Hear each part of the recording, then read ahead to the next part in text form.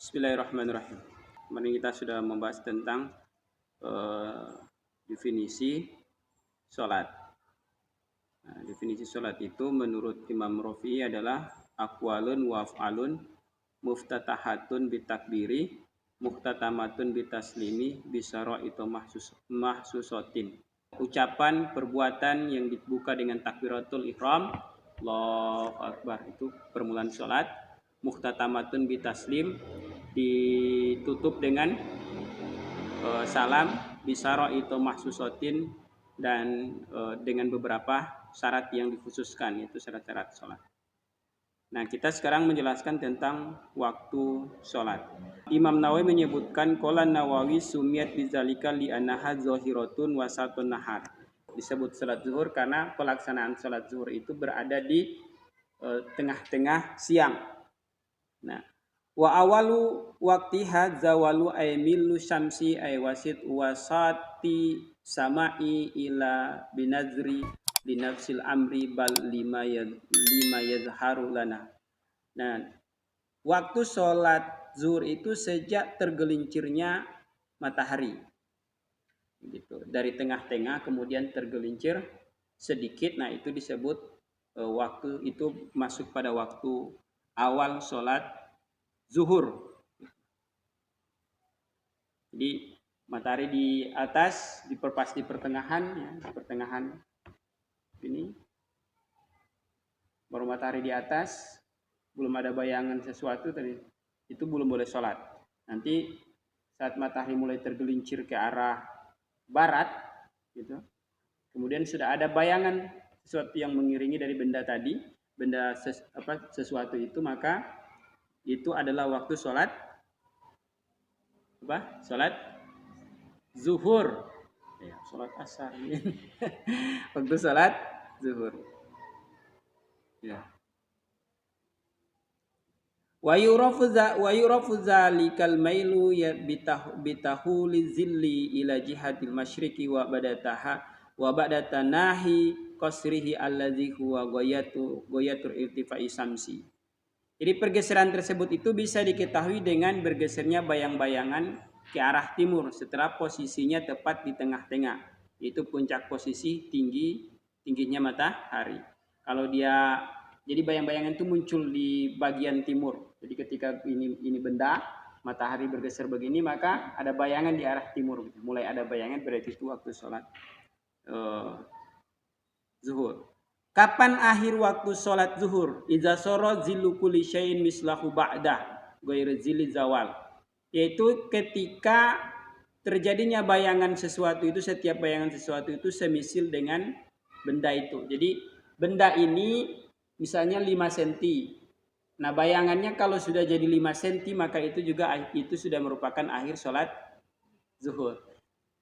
Selama ukuran bayangan belum sama dengan bendanya, maka itu masih di dalam sholat zuhur. Tapi ketika ukuran bayangan sudah sama dengan benda itu, sesuatu itu, maka itu akhir daripada sholat zuhur. Nah, akhir sholat zuhur ini merupakan awalnya sholat asar. Itu awal sholat asar. Nah, wal asru, adapun waktu sholat asar itu adalah,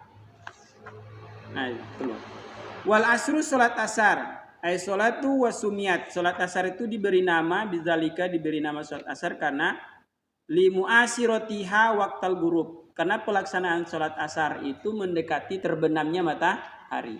Jadi pelaksanaan sholat asar itu mendekati terbenamnya matahari, itu yang menjadikan dia disebut sebagai sholat asar. Jadi kalau orang tanya kenapa sholat asar itu namanya asar, karena pelaksanaannya mendekati terbenamnya matahari, nah, sehingga dia disebut sebagai sholat asar, itu jawabannya. Wa awal waktiha, dan adapun awal waktu sholat asar itu adalah ziyadatu ala zili misli, ketika bayangan benda itu sedikit lebih panjang daripada bendahnya. Kan tadi kalau sholat duhur bayangannya sama panjang dengan bendanya, ya kan? Kalau ini 50 cm, maka bayangannya 50 cm, maka itu adalah akhir sholat zuhur. Kapan waktu sholat asarnya? Ketika benda yang tadinya 10 cm itu menjadi 11 cm, 12 cm, 15 cm dan seterusnya. Nah, dia lebih panjang sedikit daripada benda aslinya, maka itu adalah awal sholat asar. Uniknya sholat asar ini punya 5 waktu. Jadi hanya sholat asar yang punya 5 waktu. Sini disebutkan walil asri khamsatu awqatin. Asar itu punya 5 waktu. Nah, ahaduha waktul fadilah. Yang pertama adalah waktu fadilah, waktu yang utama. Kapan waktu yang utama itu? Adalah fi'luha awalul wakti, ketika melaksanakan sholat asar di awal waktu. Ketika dia tadi benda ini 10 cm, nah bayangannya sudah menjadi 11 cm, maka itu adalah waktu yang utama, waktu fadilah. Dan yang kedua adalah wasani waktul ikhtiari. Ya, waktu ikhtiar. Waktu ikhtiar itu diisyaratkan oleh musonif dengan perkataannya wa akhiruhu fil ikhtiari ila zili mislaini. Kapan waktu ikhtiar? Yaitu ketika ila zili mislaini, bendanya 2 kali lipat ukuran bayangannya 2 kali lipat lebih panjang daripada bendanya. Kalau ini 10 cm, maka bendanya sudah jadi 20 cm panjangnya, bayangannya sudah jadi 20 cm, sementara bendanya 10 cm, maka itu waktu ikhtiar gitu. Waktu ikhtiar. Yang ketiga adalah waktu jawaz. Nah, waktu jawaz ini adalah wa asyara lahu biqaulihi, musonif mengisarahkannya dengan ucapan musonif fil jawazi ila gurubi samsi. Ya. Hingga terbenamnya matahari. Sampai terbenam matahari itu waktu jawaz. Gitu. Nah, ini Robi dan yang keempat, warabiu dan yang keempat adalah jawaz bila karoha, yaitu boleh tetapi tidak juga disertai dengan kemakruhan, yaitu ialah wahwa min misri zilli mislaini ilal isfirari, yaitu sejak ukuran bayang-bayang itu 2 kali lipat dari ukuran bendanya hingga waktu remang-remang. Berarti matahari sudah di belakang gunung, sudah berada di belakang gunung dan sudah terjadi remang-remang, itu waktu waktu jawaz bila karoha. Waktu jawaz bila karoha. Jadi matahari sudah terbenam, sampai terbenam tapi masih beremang-remang, tuh masih ada remang-remang, gitu. Masih ada sorotan tadi, si remang-remang. Nah, itu disebut apa tadi? Waktu jawaz bila karoha. Dan yang kelima adalah waktu tahrim. Kapan waktu tahrim? Wa huwa ta'ikhiruha ila ayyabqa minal waqti ma la yas'uha. Yaitu mengakhirkan pelaksanaan sholat asar hingga waktu yang tersisa tidak cukup untuk melaksanakan sholat. Nah, itu waktu tahrim. Tapi mesti sholat karena sholatnya ketinggalan. Makanya jangan sampai begitulah. Atau waktu yang tidak leluasa itu ketika kita melaksanakan sholat, belum habis pelaksanaan sholat asar, tiba waktu sholat maghrib. Masih rokaat, tinggal mau salam ke kanan itu, tinggal mau assalamualaikum, tiba-tiba azan Allahu Akbar, Allahu Akbar. Nah, berarti itu apa? Waktu tahrim. Makanya janganlah. Yang terakhir adalah wal maghribu. Wal maghribu, adapun salat maghrib salatuha, yakni salat maghrib wasumiyat bizalika li fi'liha waqtal ghurub. Disebut salat maghrib karena pelaksanaannya itu saat terbenamnya matahari, makanya disebut salat maghrib. Gitu. Wa waktuha wahidun, waktunya satu. Wa huwa ghurubi syamsi, terbenamnya matahari. Nah, sejak terbenamnya matahari itulah dia merupakan awal salat maghrib. Bijami korsiha wala yaduru baka usus syu'ain. Nah, tidak ada pengaruhnya sekalipun masih ketika dia sudah terbenam di belakang gunung, kemudian masih ada sorotan matahari, dia sudah dibuatkan misalnya musim panas. Kalau musim hujan itu pas matahari di belakang gunung sudah gelap. Tapi kalau musim panas itu misalnya matahari di belakang gunung masih sorotannya masih kencang gitu, masih kuat. Nah, tetap itu sudah waktu sholat maghrib. Cuma biasanya di kampung-kampung empat orang, masih biar sudah ada matahari tapi masih terang. Tidak ada pengaruhnya. Ketika matahari sudah terbenam, sudah di belakang gunung, sekalipun sorotannya masih kuat, maka tetap dia sudah waktu sholat maghrib. Nah, sholat isya. Wal isya'u, sholat isya itu disebut sholat isya karena sholat itu dikerjakan di awal petang. Jadi ismun di awali zulmin, dikerjakan di awal petang sehingga dia disebut sebagai sholat isya. Nah, wa awal waktiha, adapun awal waktu sholat isya itu adalah idza ghaba syafaqul ahmar, apabila telah hilang atau terbenamnya mega merah. Jadi mega merah itu awal waktu sholat isya dan akhir waktu sholat maghrib. Kalau waktu maghrib itu adalah akhir waktu maghrib menurut kaul jadid adalah sesudah azan berwudu atau tayamum, kemudian qomat, kemudian sholat maghrib 3 rakaat dan sholat sunnah 2 rakaat. Itu durasi atau panjang waktu sholat maghrib. Kalau durasi itu membutuhkan 15 menit atau 20 menit, hanya segitu tah pelaksanaan sholat maghrib. Tinggal problemnya adalah bagaimana kalau baca ayatnya panjang. Ya, baca ayat panjang usai melaksanakan rangkaian tadi itu sudah selesai sholat maghrib. Gitu. Habis itu kemudian tiba waktu sholat isya.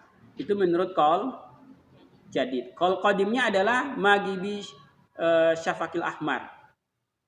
Imam Nawawi lebih memilih merojehkan memperkuat dengan qaul qadim, yaitu qaul terdahulu Imam Syafi'i. Apa isi qaulnya? Yaitu waktu sholat maghrib itu sampai terbenamnya atau hilangnya syafaq merah. Nah, hilangnya syafaq merah ini adalah waktu sholat isya. Akhir sholat maghrib merupakan awal waktu sholat isya. Nah, bagi daerah yang tidak hilang syafaq merahnya, maka yang harus dia lakukan adalah, bagi penduduknya adalah setelah tenggelamnya matahari, dan sudah melewati masa tenggelam megah merah di daerah sekitar atau negara sekitar, itu waktu sholat isya. Jadi ada satu daerah, tinggal di satu daerah yang tidak punya syafaq merah misalnya. Nah, atau durasi waktu siangnya lebih panjang. Maka terbenamnya matahari dan waktu terbenamnya mega merah di daerah terdekat itu menjadi patokan bagi daerah tersebut. Nah, adapun sholat isya, panjang waktu sholat isya itu adalah dia mempunyai walaha waktani, dia mempunyai 2 waktu. Yaitu waktu ikhtiar. Waktu ikhtiar itu adalah yamudu fil ikhtiar ila sulusil lail. Panjangnya hingga 1/3 malam. Jadi waktu sholat isya itu sampai 1/3 malam. Malam kan bisa dibagi 3. Dari jam 7 sampai jam 10. Jam 10 ke jam 2. Baru jam 2 sampai ke pagi subuh, waktu subuh. Berarti 1/3-nya ada di jam 2. Nah, kita bisa sholat isya itu sampai di jam 2, itu waktu ikhtiarnya, bisa di jam 2 malam. Wasani, dan yang kedua jawazu wa asyaralahu biqaulihi fil jawaz ila tulil fajri asani ay sodik. Waktu yang kedua adalah waktu jawaz. Waktu jawaz itu sampai kemudian terbitnya fajar sodik. Fajar sodik itu adalah wahwa al-muntasir dau'uhu mu'taridon bil ufuk. Cahaya yang membentang, cahayanya membentang di ufuk, membentang gitu. Kalau fajar kizib itu dia memanjang, gitu kan, berdiri. Nah, sampai kapan itu? Nah, wa zakara Abu Hamid annalil isya'i waqta karahati wa huwa ma bainal fajri. Kalau Imam Abu Hamid mengatakan bahwa sholat isya itu makruh, waktu yang dimakruhkan bagi kaum muslimin yang melaksanakan sholat isya itu adalah antara waktu fajar sodik dengan waktu fajar kizib. Nah, itu sudah termasuk waktu karohah. Kalau di sini di Fathul Qorib dia menyebutkan bahwa pengarangnya hanya menyebutkan ada dua waktu bagi sholat subuh, yaitu waktu jawaz dan waktu ikhtiar. Gitu. Nah, sedangkan kalau Abu Hamid menyebutkan isya itu punya waktu karoha. Kapan waktu karohnya? Waktu karohanya atau waktu makruh melaksanakan sholat, yaitu sejak waktu itu berada di antara fajar sodik dengan fajar kizib. Berarti sekitar di jam 3 itu sudah waktu karohah menurut Abu Hamid. Nah, waktu sholat subuh. Sholat subuh disebut demikian, wasumiyat sholatu bizalik li fi'liha fi awalihi. Yaitu karena dia awalun nahar, di permulaan waktu siang atau di pagi. Oleh sebab itu dia disebut subuh. Subuh itu kan pagi. Nah, kalau waktu sholat subuh ini mempunyai 5 waktu seperti sholat asar yang sudah dijelaskan tadi. Waktu fadilah, waktu keutamaan, yaitu waktu awalnya sholat subuh. Kemudian yang kedua waktu ikhtiar, yaitu wa awal waqtiya tulu'i fajri, yaitu awal terbitnya fajar. Kemudian akhirnya hingga al-isfar. Al-isfar itu sudah terang, wahwa al-idoatu terang. Terang tapi matahari belum muncul tapi sudah terang. Nah, itu waktu ikhtiar. Dan yang ketiga adalah waktu jawaz. Nah, waktu jawaz itu aibikarohati, boleh tapi sudah makruh untuk mengerjakannya. Itu sampai terbitnya matahari. Saat matahari naik memuncul cahaya matahari, itu sudah waktu jawaz tapi makruh. Yang keempat, zawazun bila karohatin, boleh tanpa ada kemakruhan, yaitu ila tulu'il khamrati, sampai terbitnya mega merah. Biasanya habis subuh sebelum terbitnya matahari itu ada mega merah, ada cahaya merah begitu. Biasa kan begitu kalau udah subuh. Nah, yang kelima adalah waktu haram, waktu tahrim. Waktu tahrim itu adalah ayab minal waqti ma la yasauha, yaitu sisa waktu yang sudah tidak bisa mengerjakan sholat. Ya, waktu tahrim itu adalah sisa waktu yang kalau melaksanakan sholat subuh, belum usai sholat subuh sudah habis waktunya. Nah, itu namanya waktu tahrim. Gitulah. Wallahu a'lam. Shawab.